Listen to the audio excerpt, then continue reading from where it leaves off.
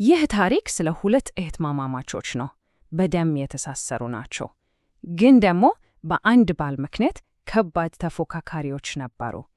ታሪኩ የራሔልና የሊያ ነው።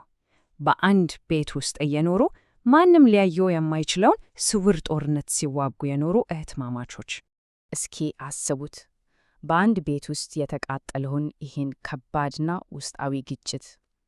አንዷ ከልብ የተወደደች ቆንጆ፣ ሌላኛዋ ደግሞ ችላ የተባለችና ያልተፈለገች። እናም የፍቅራቸው ዋናው ምክንያት ይሄው ነው። አንዷ የባሏን ፍቅር አገኝታለች፣ ግን ልጅ የላትም። ሌላኛዋ ደግሞ ልጅ ወልዳለች፣ ግን የባሏን ፍቅር ታሳድዳለች። በጣም የሚገርም ነው አይደል? እያንዳንዳቸው ሌላኛዋ ያላችን ነገር በሙሉ ልባቸው ይፈለጉ ነበር። ግን ይህ ታሪክ ስለ ቤተሰብ ድራማ ብቻ አይደለም።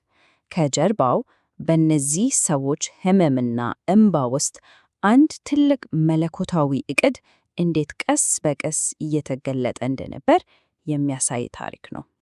እሺ፣ እስኪ ታሪኩን ከመጀመሪያውን ጀምር። ይህ ሁሉ ውስብስብ ሁኔታ፣ ይህ ሁሉ ውጥረት እንዴት ተጀመረ? ያው ታሪኩ የሚጀምረው በያዕቆብ ነው። ከወንድሙ ከኤሳው ቁጣ ሸሽቶ እየኮበለለ ነው። የእናቱ ዘመዶች ጋር ካራን ሲደርስ ጉድጓድ አጠገብ አንዲት ቆንጆ እረኛ ያገኛል። ማን ትሆናለች?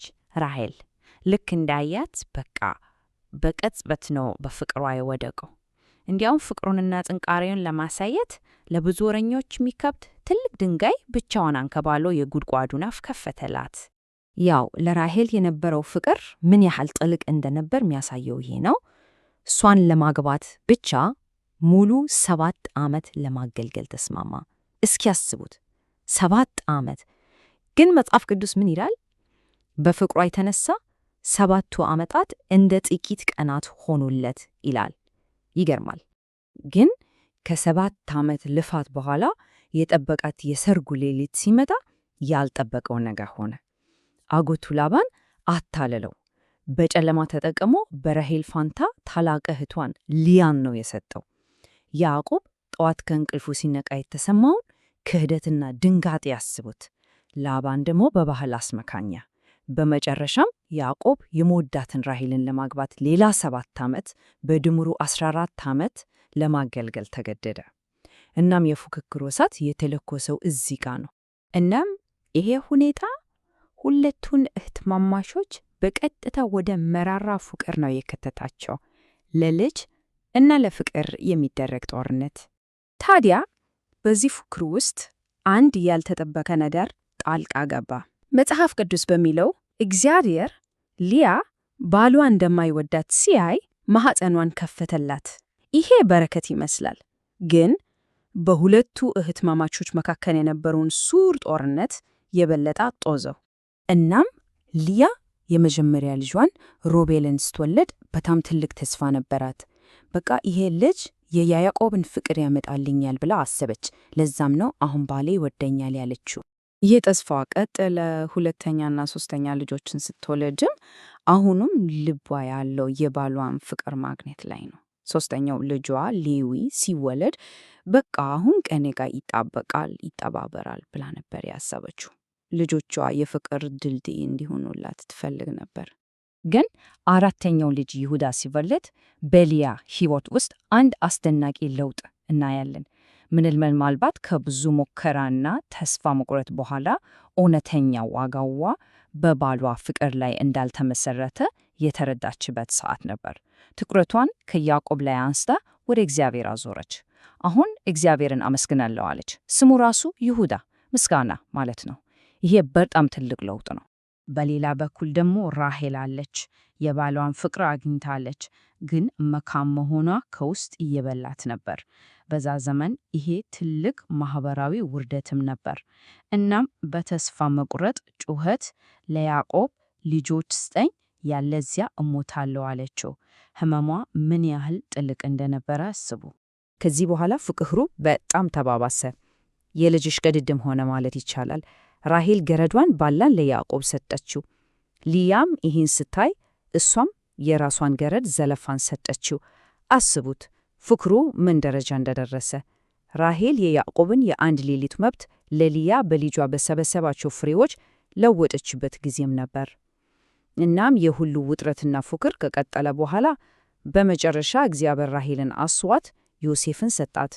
እንግዲህ ይሄ ሁሉ የተመሰቃቀለ የቤተሰብ ታሪክ የሚገርመው ያልተጠበቀ እና በጣም ትልቅ ታሪካዊ ውጤት ይዞ መጣ። የሚገርመው ነገር እግዚአብሔር ይህንን የተሰባበረ በቅናት የተሞላ የተመሰቃቀለ ቤተሰብ ተጠቅሞ የአንድን ሕዝብ መሠረት ጣለበት። ከ12 ወንዶች ልጆች የ12 የእስራኤል ነገዶች ወጡ። አስቡት እስኪ፣ ችላ ከተባለችው ከሊያ የንጉሥ ዳዊትና የኢየሱስ የትውልድ መስመር የሆነው ይሁዳ ወጣ። ከተወደደችው ራሔል ደግሞ ከዓመታት በኋላ መላውን ቤተሰብ ከረሃብ የሚያድነው ዮሴፍ ተወለደ። እናም የታሪኩ መጨረሻ ላይ አንድ ልብ የሚነካና ትንሽ አስገራሚ ነገር እናገኛለን። ያዕቆብ ሲሞት የተቀበረው በሕይወት ዘመኑ ሁሉ አብዝቶ ከወደዳት ከራሔል ጋር አልነበረም። ይልቁንስ ከመጀመሪያ ሚስቱ ካልተወደደችው ከሊያ ጎን ነበር ያረፈው። እንግዲህ የራሔልና የሊያ ታሪክ የዛኔ ተከስቶ ያለፈ ታሪክ ብቻ አይደለም፣ ዛሬም ለኛ የሚነግረን ነገር አለው።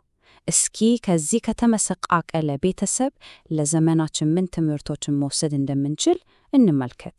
እውነት ከ3000 ዓመት በፊት የነበረ የቤተሰብ ድራማ ዛሬ ለኛ ምን ይጠቅመናል? ምንስ ያጋባናል? በጣም ብዙ ነገር። አንደኛ፣ የንጽጽር ባህል በተለይ በሶሻል ሚዲያ ዘመን ምን ያህል መርዛማ እንደሆነ ያሳየናል። ሁሌም ራሳችንን ከሌሎች ጋር ማወዳደር። ሁለተኛ፣ ልክ እንደ ልያ ችላ እንደተባለን ሲሰማን ዋጋችንን ከየት ማግኘት እንዳለብን ያስተምረናል። እንዲሁም በቤተሰብ ውስጥ ወገንተኝነት የሚያመጣውን ጥፋት እና ሁሉም ነገር በቅጽበት በሚሆንበት በዚህ ዓለም በትዕግስት የመጠበቅን ዋጋ እናያለን። ታዲያ ለዚህ ሁሉ ሕመም መፍትሄው ምንድን ነው? ዋናው ትምህርት ይሄ ነው። ልክ ልያ እንዳደረገችው ሁሌ በአግድም እየተመለከትን ሌሎች ያላቸው ነገር ከማየት ወጥተን ዓይናችንን ወደ ላይ ማድረግ እግዚአብሔር ለእኛ የሰጠንን ነገር ማየት ስንጀምር ነው። ልያ ከያዕቆብ ፍቅርን መለመኗን እስታቆም እውነተኛ ዋጋዋንና ነፃነቷን አገኘች። እናም በመጨረሻ ይህ ታሪክ ትልቅ ተስፋ ይሰጠናል። እስኪ እንዲህ እናስበው። እግዚአብሔር ከእንዲህ አይነት የተሰበረ ከተመሰቃቀለ ቤተሰብ አንድን ሙሉ ሕዝብ መገንባት ከቻለ በእኛና በቤተሰቦቻችን የተሰበሩ ሁኔታዎች ውስጥ ምን ሊሰራ ይችላል?